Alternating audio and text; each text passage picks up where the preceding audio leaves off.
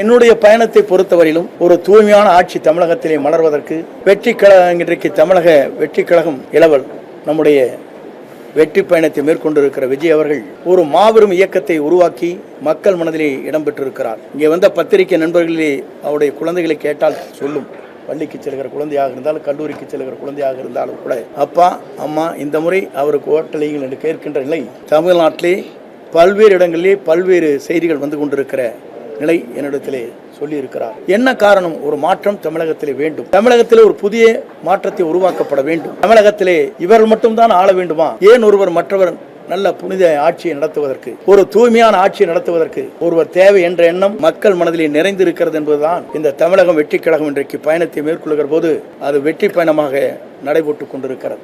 ஆகவே 2026 என்பது மக்களால் வரவேற்கப்படுகிற, மக்களால் ஏற்றுக்கொள்ளப்படுகிற, மக்களால் உருவாக்கப்படுகிற ஒரு புனித ஆட்சி தமிழகத்திலே உருவாகுவதற்கு நம்முடைய வெற்றி கழகத்துடைய தலைவர் அன்பிற்கினிய இளவல் விஜய் அவர்கள் வெற்றி பெறுவார்கள். 2026 மக்களால் மாபெரும் புரட்சி உருவாகி வெற்றி என்ற இலக்கை அவர் எட்டுவார் என்பதை மட்டும் நான் இந்த நேரத்திலே உங்களுக்கு பணிவன்போடு தெரிவித்து வருகின்ற தொலைக்காட்சி நண்பர்கள், ஊடக நண்பர்களுக்கு என் வாழ்த்துக்களையும் நன்றியும் பாராட்டுதலையும் தெரிவித்துக் கொள்கிறேன். நன்றி, வணக்கம்.